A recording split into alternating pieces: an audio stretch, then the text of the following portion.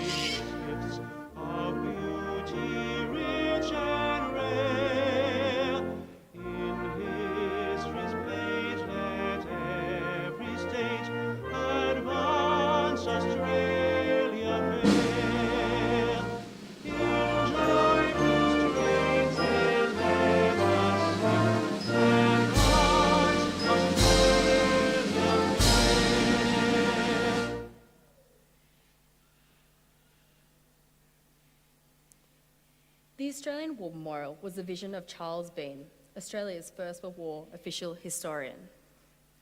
Bean landed with the Australian troops on Gallipoli and stayed with them at the front through to the end of the war. The idea of this national memorial and museum came to him at Pozières, France, in the depths of the bloody fighting of 1916. Bean's idea was that this would be a place where families and friends could mourn loved ones buried in faraway places. It would also be a place that could help all Australians understand what these men and women had endured and what they had done for us. Bean's vision, to which we remain true, is best expressed as inscribed in the entrance to the memorial's galleries. Here is their spirit, in the heart of the land they love, and here we guard the record, which they themselves made. Tonight, we'll read the story behind just one of those on the Roll of Honour, which lists the names of more than 102,000 men and women who have given their lives for us in war and operations for more than a century. But first, we present a lament, Flowers of the Forest. Wreaths of floral tributes will now be laid at the base of the pool of reflection.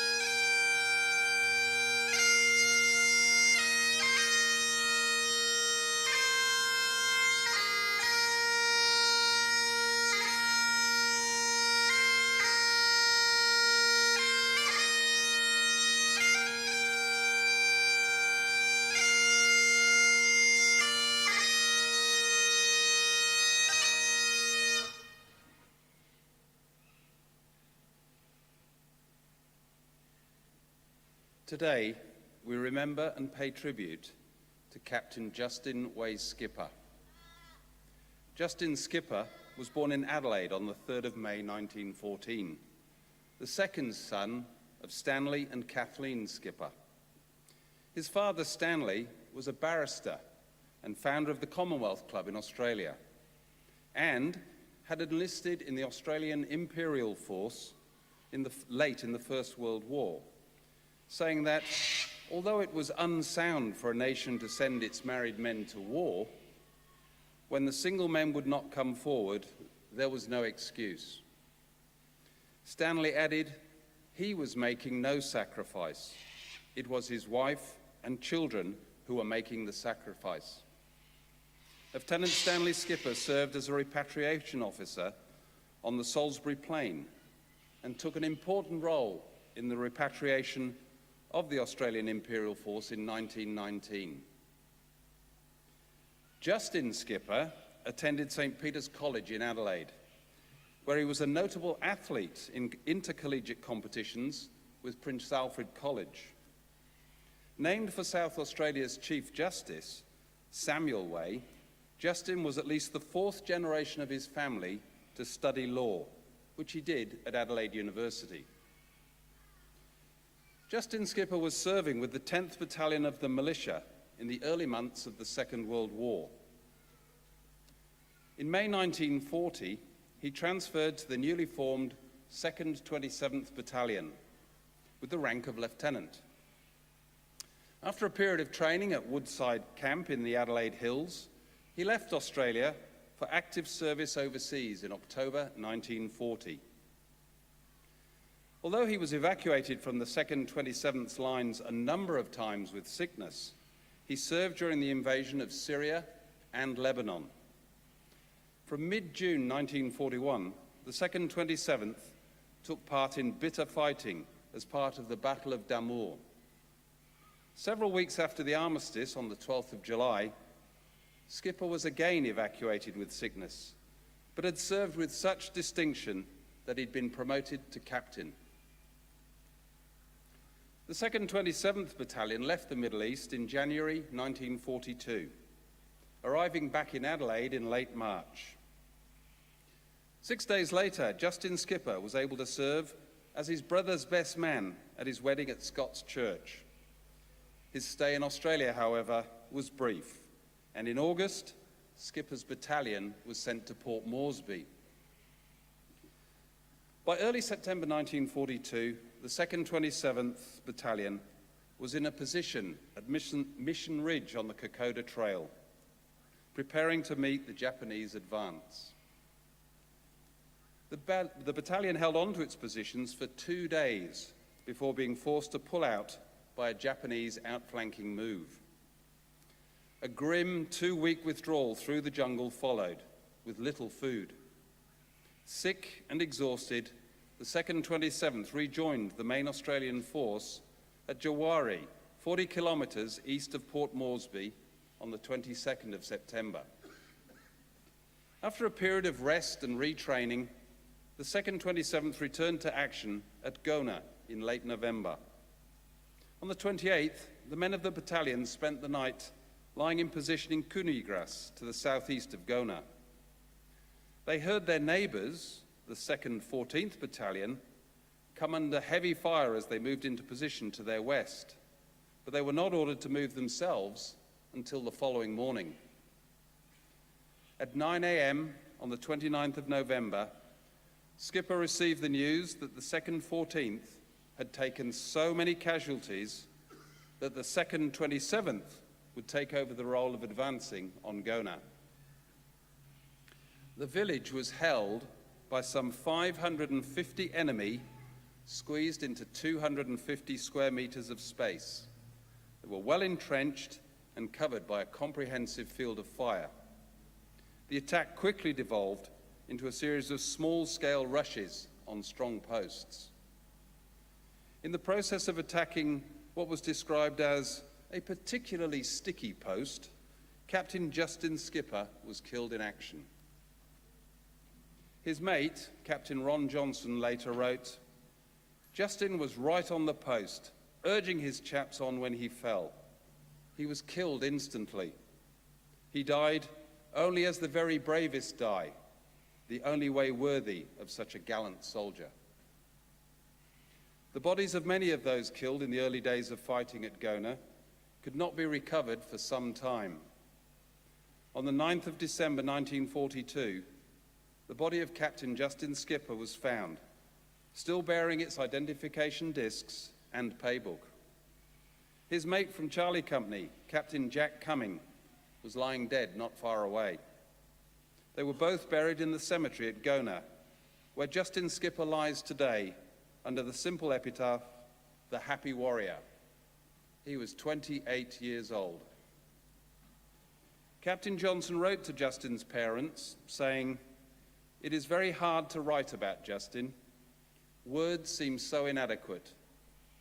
He was such a perfectly grand officer, soldier, and friend. Justin always seemed to me the perfect epitome of all a man could be." That's what everyone was lucky enough to know him always thought. Captain Justin Skipper was posthumously mentioned in dispatches for his gallant and distinguished services in the Southwest Pacific area. Since 1947, he has been commemorated by award of the Justin Skipper Prize in Law at Adelaide University, a tribute by his parents. His name is listed on the Roll of Honour on my left, among almost 40,000 Australians who died while serving in the Second World War. His photograph is displayed today beside the pool of reflection. This is but one of the many stories of service and sacrifice told here at the Australian War Memorial. We now remember Captain Justin Way Skipper, who gave his life for us, for our freedoms, and in the hope of a better world.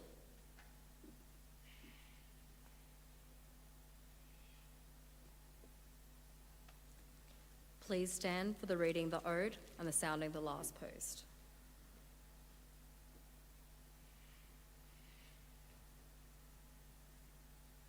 They shall grow not old, as we that are left grow old. Age shall not weary them, nor the years condemn. At the going down of the sun and in the morning, we will remember them. We will remember them.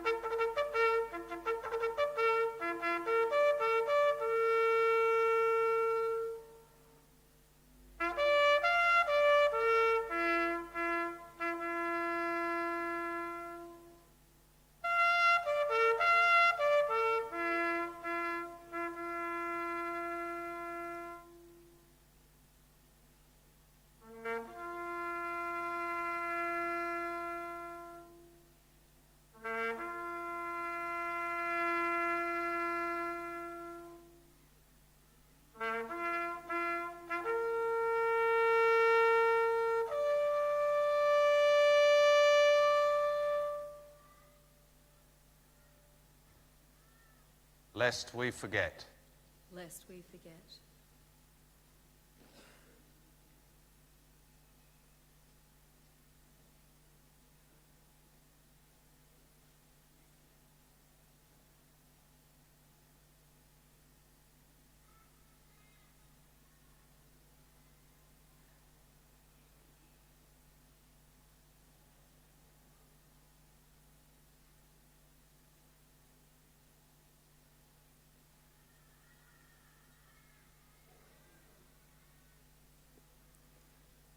We leave you this evening with the words of the memorial's founder, Charles Bean.